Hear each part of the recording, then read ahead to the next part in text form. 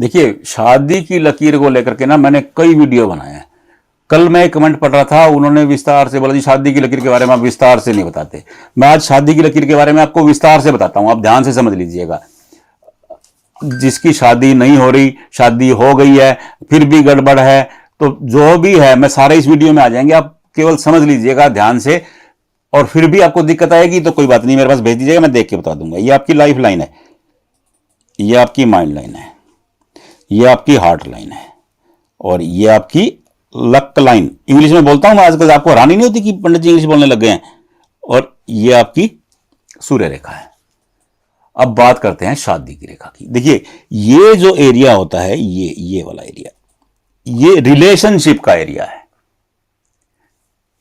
अनेक क्षेत्रों में इसे स्नेह क्षेत्र भी कहा गया है, प्रेम का क्षेत्र। अब शादी में प्रेम अति आवश्यक है। आजकल के ना बच्चे पूछते हैं कि लव मैरिज होगी जी, अरेंज मैरिज होगी। अब लव मैरिज की व्याख्या समझ में नहीं आती है। मैं ना कंफ्यूज था शुरू में, लेकिन अब मैं समझ गया हूं। अब लव, हमारे यहां एक परंपरा थी कि शादी के बाद प्रेम होता था, जो हमारी संस्कृति थी, हमारे संस्कार थे। और आप ये कतई नहीं कह सकते हैं कि लव मैरिज, वो भी लव मैरिज ही है जिसमें प्रेम है। जिस शादी में प्रेम है, जिस शादी में प्रागड़ता है, जिस शादी में स्नेह है, वो लव मैरिज तो है। लेकिन आजकल के यूथ जो समझते हैं ना कि वो पहले नैन मटक्का हो गया, घूमे फिरे, वही लव मैरिज है।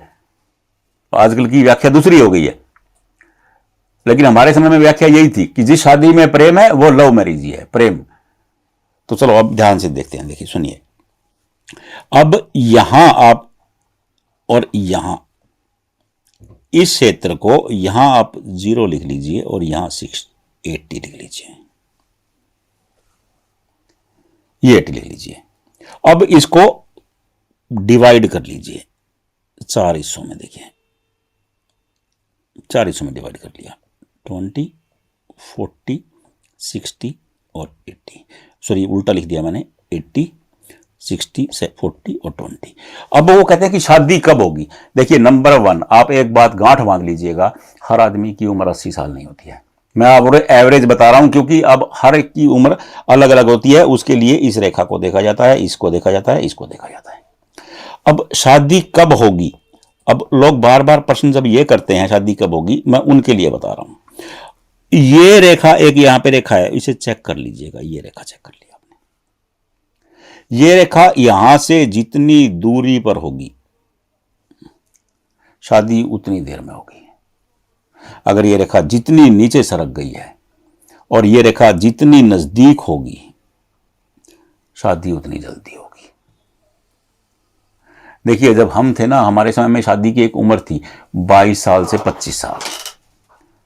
लेकिन आजकल का जो हमारा शिक्षा का ढांचा है वो बदल गया है। 27 साल तक तो एजुकेशन ही पूरी नहीं होती है। तो अब जो शादी का विवरण बन गया है वो 25 से 30 बन गया है। 25 साल में अगर किसी की शादी हो गई है तो आप सोच लीजिए जल्दी हो गई है।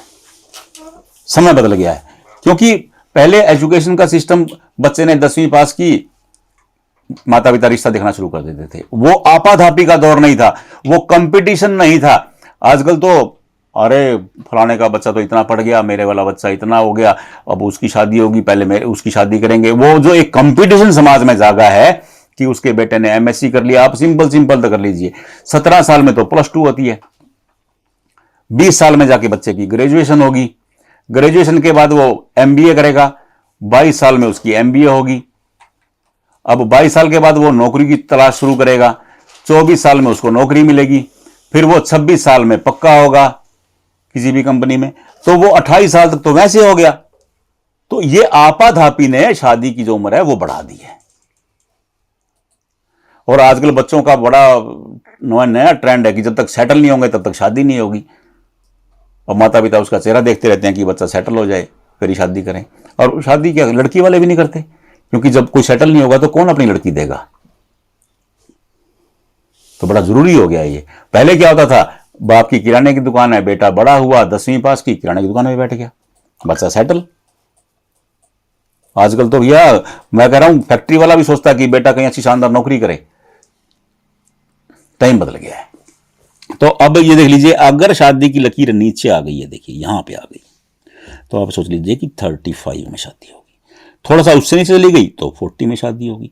तो ये आप इस तरह से खुद एंगल अपना सेट कर लीजिए कि शादी कब होने वाली है। किसी से पूछने की जरूरत ही नहीं है, आप इसको डिवाइड कर लीजिए, आपको पता लग जाएगा कि शादी कब होने वाली है। कोई इसमें इसमें कोई, हाँ शादी कैसी होगी, अब इस पे आ जाते हैं, आप ध्यान से सुन लीजिएगा। शादी कैसे रहने वाली है आपकी? शादी केवल ये सीधा उल्लेख है, विवाह की रेखा जितनी सीधी होगी शादी उतनी शानदार होगी। बस ये रेखा, इस रेखा को देख लीजिएगा, ये रेखा जितनी सीधी है शादी उतनी शानदार है। वो उल्लेख है कि अगर शादी की लकीर दिल की लकीर की तरफ झुक जाती है ऐसे, तो या तो ये रिश्ते खराब कर देती है या जीवन साथी की सेहत खराब करने लगती है। अब लोग बार बार पूछते हैं कि शादियां कितनी होंगी जी। अनेक लोगों की ना यहां छोटी छोटी रेखाएं आ जाती हैं, कई लोगों की बड़ी भी हो जाती हैं। अब अनेक लोगों को क्या करेंगे, 3 शादियां होंगी जी, 4 शादियां होंगी, नहीं होती हैं, ये स्नेह रेखाएं हैं, इसे 4 शादियां नहीं होती हैं। शादी की लकीर देखने के लिए आपका अपना हाथ चेक कर लीजिए, रेखा 2 हैं और दोनों समांतर हैं, तो एक रेखा ललिमा लिए हुए होगी और एक रेखा कालिका लिए हुए होगी, थोड़ी सी काली नजर आएगी, और जो ललिमा लिए हुए रेखा है वही आपकी शादी की रेखा है। अगर वो रेखा दिल की रेखा की तरफ झुकी हुई है तो आप समझ लीजिए कि मामला गड़बड़ है। मामला क्या है? गड़बड़ है। रिश्तों में दरार आनी शुरू हो जाती है, रिश्तों में तकरार आनी शुरू हो जाती है। हां, अगर शादी की लकीर सीधी है, आपकी शादी की लकीर टेढ़ी नहीं है, बिल्कुल सीधी है, और यहां से अनेक रेखा जाएं और ये आपके शादी की लकीर के पास पहुंच जाएं, ये रेखाएं ऐसे हो जाएं, ये क्या है? ये कामयाबी की रेखाएं हैं, इसे कहते हैं कामयाबी की रेखा। अब कामयाबी की रेखा अगर रिश्तों की रेखा से टकराने लगेगी तो इंसान अपने घर में भी अपनी कामयाबी की धौंस में रहता है। मान लो कि एक बंदा थानेदार है, वो घर पे भी थानेदार बन के ही रहेगा, और उससे क्या होता है? रिश्ते बिगड़ने लगते हैं। एक बंदा ऑफिसर लगा हुआ है और ऐसे उनकी रेखाएं ऐसे हो गई हैं, तो वो घर में भी ऑफिसर जैसा ही बिहेव करेगा,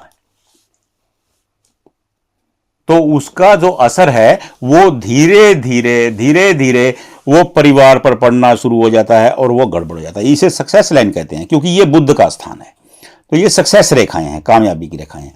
तो शादी के लिए जरूरी है कि शादी के रिश्तों में प्रगाढ़ता होनी चाहिए, प्रेम होना चाहिए, विश्वास होना चाहिए एक दूसरे पर। यही शादी के मूल मंत्र हैं।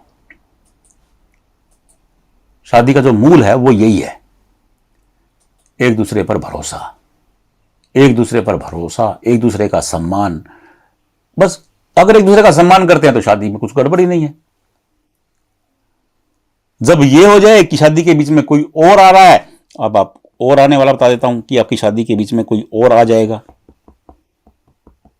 अगर यह रेखा ठीक है और एक रेखा और होकर के ऐसे हो जाती है,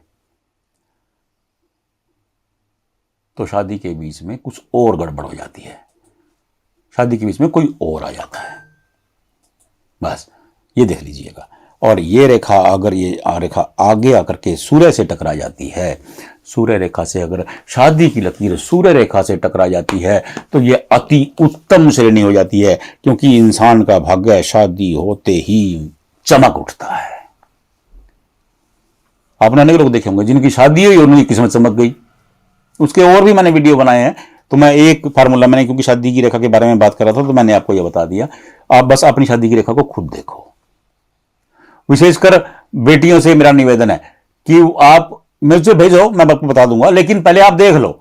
बेटियां बड़ा भेजती हैं कि कल भी एक बेटियां मेरे साथ उलझी हुई थी कि शादी कब होगी। मैंने उनको बताया, बोला जी पति कैसा होगा, वो भी बताया, बोला जी घर परिवार कैसा होगा। अरे भाई, और मैंने उनको बताया कि आपकी शादी अच्छी रहने वाली, तो अच्छी का मतलब अच्छी,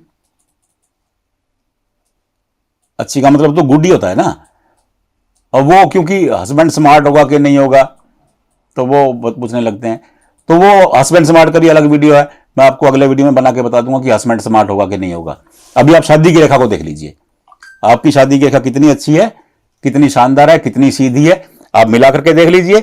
नहीं समझ में आ रहा, कोई दिक्कत ही नहीं है, जहां वीडियो देख रहे हैं वहीं कमेंट कर दीजिए या मेरे व्हाट्सएप पे भेज दीजिए, मैं आपको देख के बता दूंगा। राधे राधे।